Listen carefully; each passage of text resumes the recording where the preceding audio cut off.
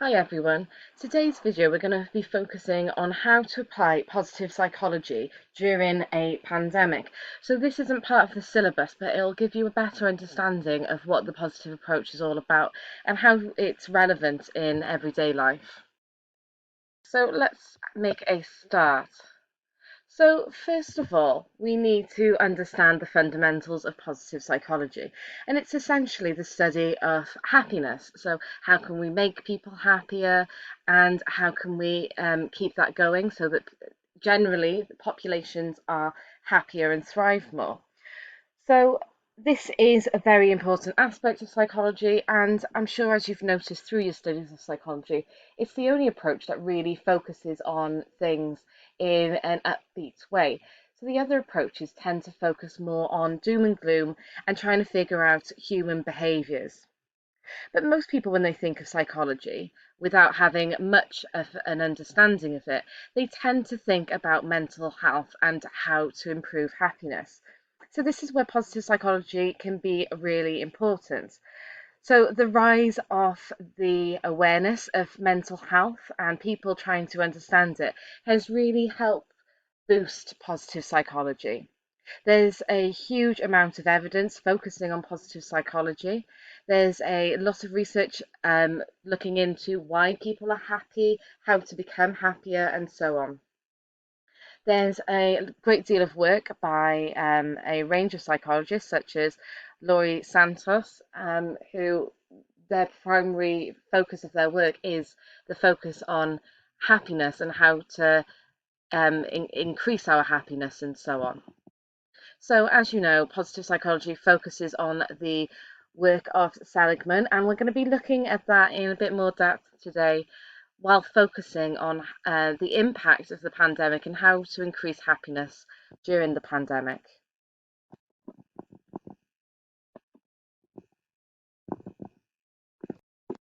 Fundamentals of the positive approach, where we look at ways of treating depression, focusing on positive emotions, and trying to just boost our self esteem and become happier, better, thriving people.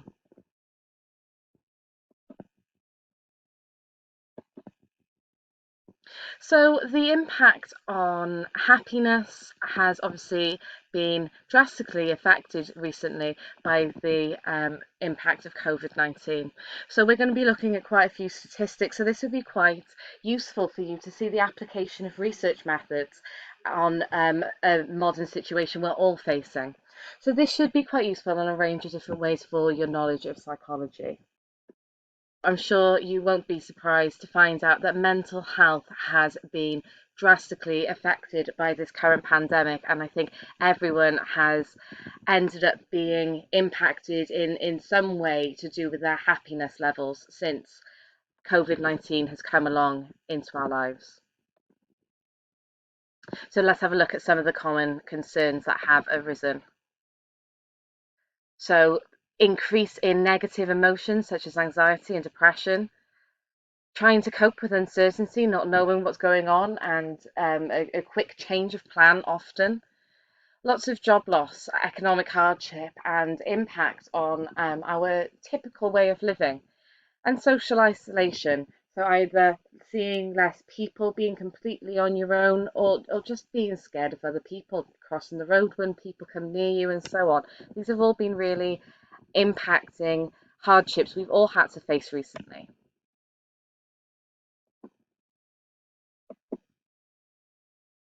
Okay, so now we're going to look at some data that have been collected. The interesting use of the data being collected at the moment means lots of longitudinal studies can come along, which can really help us understand happiness and the impact of a range of different things which have been present during this pandemic. So let's have a look at this a bit more in depth. So people have reported these figures. So not only are there negative ones such as worry, anxiety and boredom, but also gratitude is on the increase. And if you look at the work conducted within positive psychology, you'll know that this is a very important factor to maintain and increase happiness levels overall. So nearly 50% of all Canadians reported a worsening in their mental health, and I'm sure that this is going to be a very common factor across all societies, all cultures and all countries. But we'll have to wait and see until we've got more data on this. So each aspect of positive psychology can help to mitigate these negative symptoms. Let's have a look a little bit more in depth at this. So, principles of Seligman's work, as we know, focuses on the happy life, and he broke down the happy life into three different aspects. So this is the positive, that's the pleasant life, the good life, and the meaningful life. And we'll look at these in a bit more depth now. So we've got the pleasant life to start with. So Seligman spoke about this as the life of enjoyment. So this is characterized by having as much a positive emotional experience as possible. So this is something we've been lacking during the pandemic for many of us. It's the things that we like and enjoy, such as seeing family and friends, being able to engage in different leisure activities. These have all been reduced significantly. So enjoyment of life has been affected during the pandemic for all of us. So when we constantly and frequently engage in behaviours that elicit feelings of pleasure, well, some of us have been able to maintain this. It's been quite a struggle on the whole for the wider communities. So when we can enhance these pleasurable experiences through savouring and mindfulness. So it'll be interesting to see if mindfulness has been on the rise. So during COVID-19, we may have been more likely to be preoccupied with worries about the future. I think while engaging in A levels, this is most likely to be a given. Or taking a break from these worries by engaging in activities that intrinsically create pleasant emotions may buffer against stress and anxiety. I think we've all tried to engage in activities which may have alleviated our stress and worries, but this may have not been the easiest. So bodily pleasures, delights are immediate, come through senses and are momentary. So this is when Seligman was talking about authentic happiness. So we're going to try to understand and unpick this a little bit more. So there are a range of different pleasurable experiences that we can engage in. So many of these we are able to take part in at the moment, and some may be a bit more difficult for others. So it's essentially engaging in any activity in a safe manner which makes us feel good within our body. So something that relaxes us. So this has got lots of underlying principles relating to mindfulness. Enhancement of pleasure. We need to be aware of the decrease in pleasant feelings after doing something over and over again. So if you've overindulged in an activity which would typically make you happier, you may notice that the lasting effects may be decreased in recent times. Has been a very important factor to consider during the pandemic, as we've had limited resources to leisure activities. People who may have found enjoyment from certain tasks have found the effects of that decreased over time, which has probably made a lot of people worry and consider, does this actually make me happy? Well, this is habituation. So this is a normal phenomena, and it doesn't mean anything is you need to be concerned about. It's a normal aspect of human life, and if we're not able to engage in a range of different activities, this can be common and could affect our happiness. Savouring and mindfulness. Savouring something has been said to be the conscious attention to the experience of pleasure. And I think while there's many different things going on and lots of different worries and concerns, this can be quite a difficult thing to be able to engage in. So savouring in the enjoyment of an activity can be a very challenging task during a pandemic. And according to Bryant and Vernoff, there are 5 techniques to promote savouring. So I think this is worth noting so that we can all try and increase our happiness at the moment.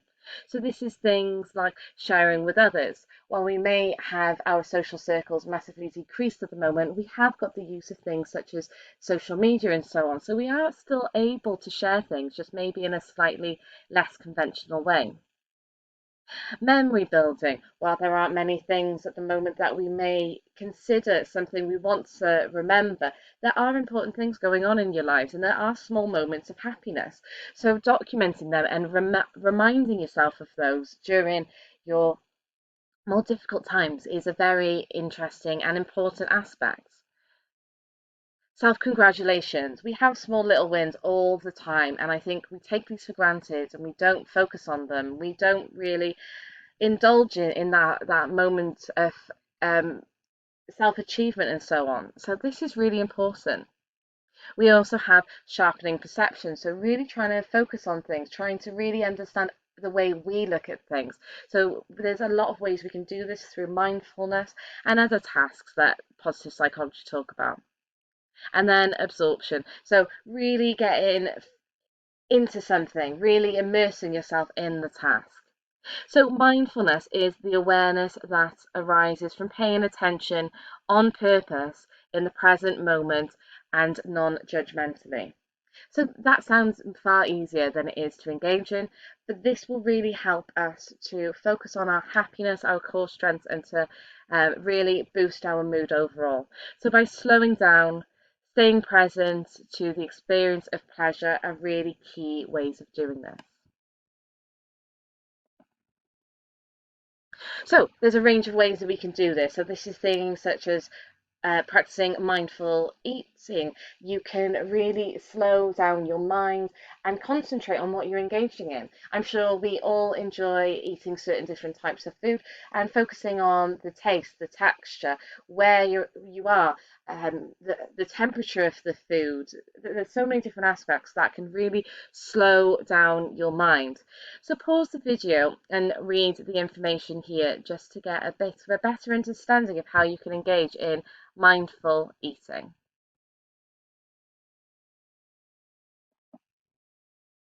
Okay, have a beautiful day. So there's lots of different ways that you can focus on really enjoying your day. So Seligman wanted us to be mindful of the authentic happiness. And he said, I assign you to a beautiful day. Set aside a free day this month to indulge in your favourite pleasures. Pamper yourself. Design in writing what you will do hour to hour. Use as many techniques as you can. Do not let the bustle of life interfere and carry out the plan. So we've all heard of the term of self-care or having a me day or something like that. So this is what Seligman really wanted to advocate. He wanted people to take a full day to really think about how they were going to spend that day. So just by planning that day, that's an act of mindfulness. And then by engaging in that day and being very present and aware of each task and aspect you're focusing on, that means you can really boost your happiness. I'm sure we've all been subjected to planning a full day and then getting distracted by different tasks that need doing, maybe chores around the house or work that we need to engage in, maybe not fully concentrating on what we had planned on and being distracted by different aspects that we think that needs doing and that needs doing. And that can be really detrimental to our happiness rather than fully allowing ourselves to have a day that's all about focusing on our happiness. So that is the pleasant life. Now we're going to focus on the good life. So the good life is about being fully immersed in an activity that leads us to feelings of gratification. So it is different than raw feels and it involves the concept of flow, which we're going to look at a little bit more. So in living the good life, we know that our highest strengths and use these strengths in all aspects of our life.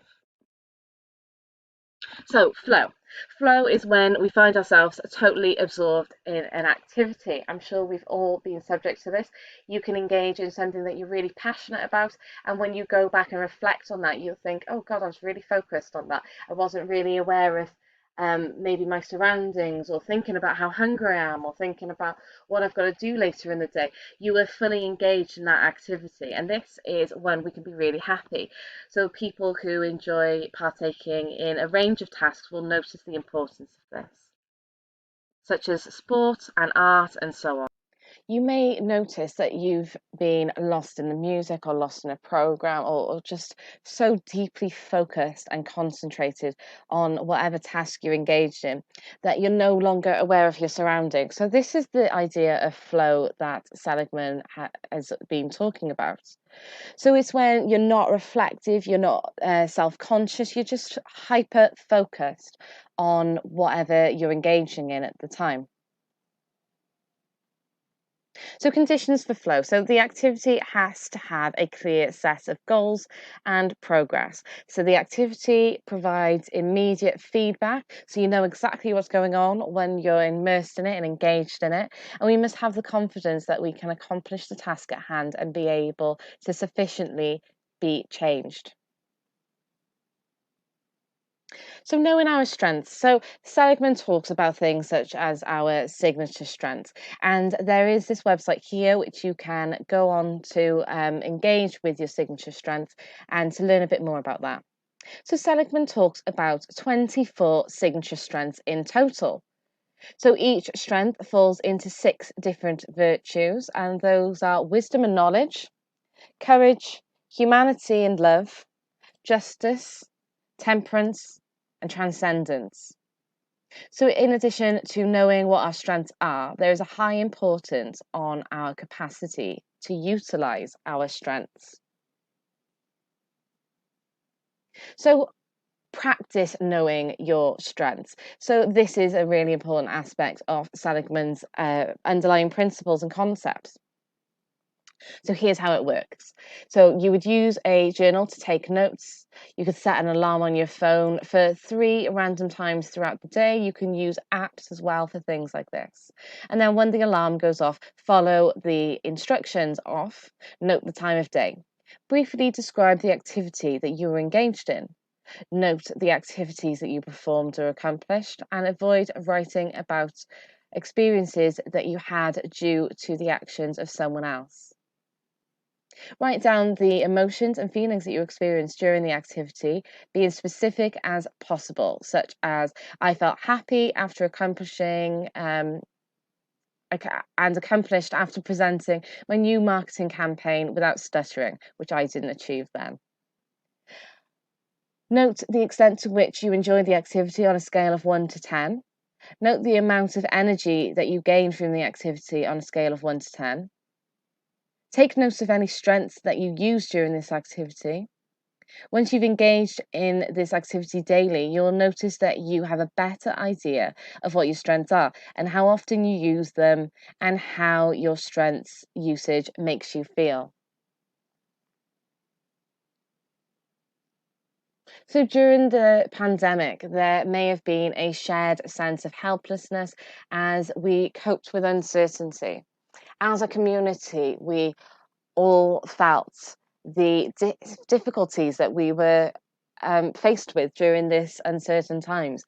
And I know that that's a phrase I've heard a great deal of, uncertain times.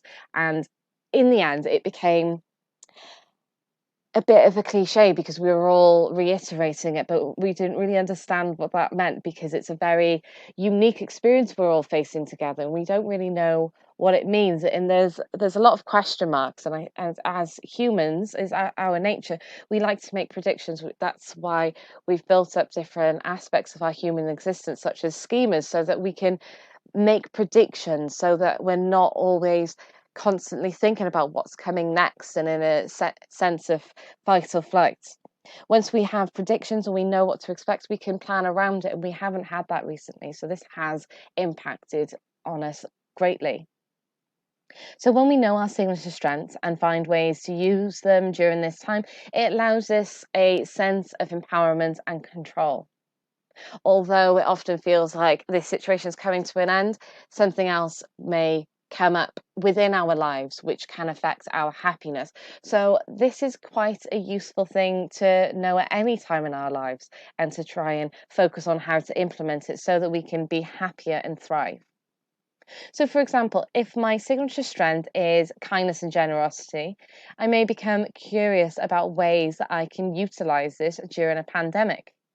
So, for instance, helping a neighbour with working in their gardens, or dropping off groceries to people that I think may need them, and taking someone through a hard time. I think we've all seen communities kind of come together and try and focus on things like this.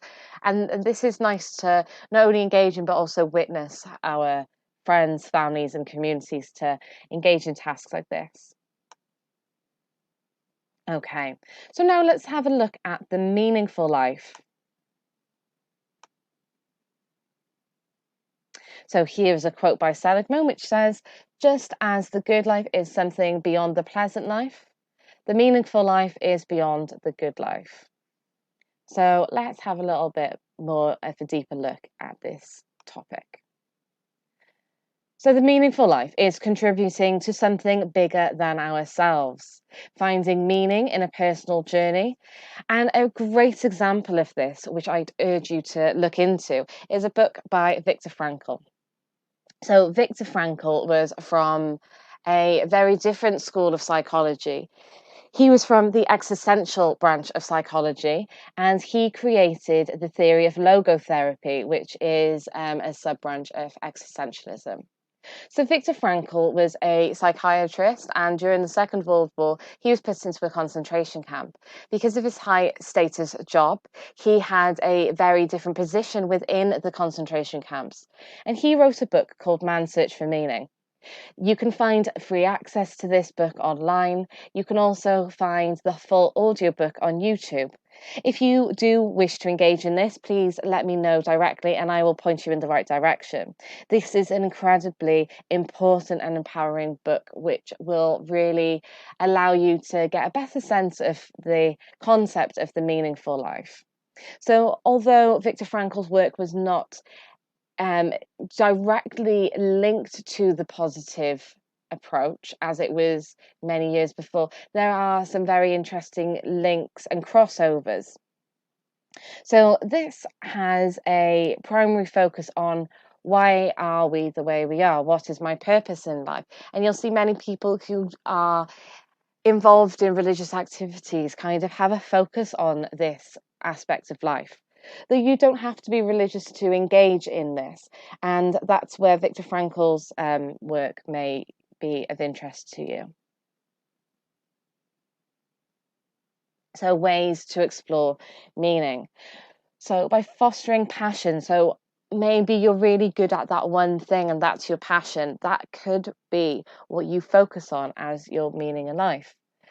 So, by doing that, you'd have to engage in a new hobby or interest, develop social connections, and foster relationships that lead to your sense of belonging. So, it's really finding your place in the world, why you're you, what little pockets of society kind of resonate with you.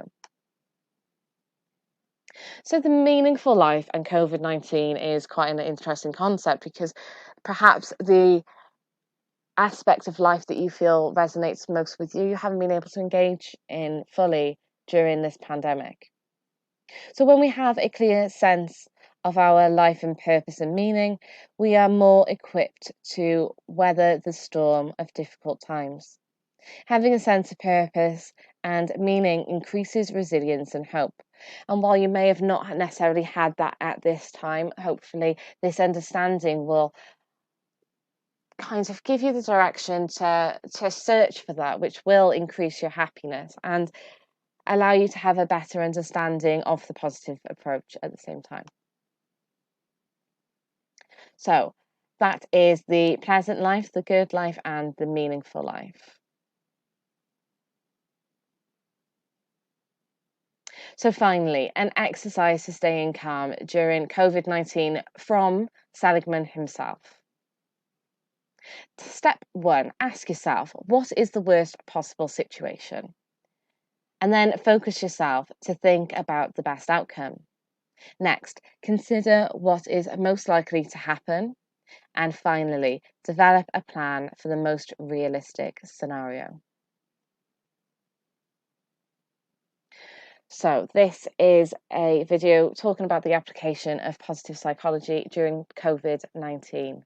I hope that you have found this useful for not only your overall happiness, but for the current situation we're all in. And please let me know if there are any areas of positive psychology or any topics covered in this video that you wish to discuss further. So please focus on some aspect of your happiness today and make sure that you engage in it fully so that you can focus on the different aspects that Seligman commonly talks about.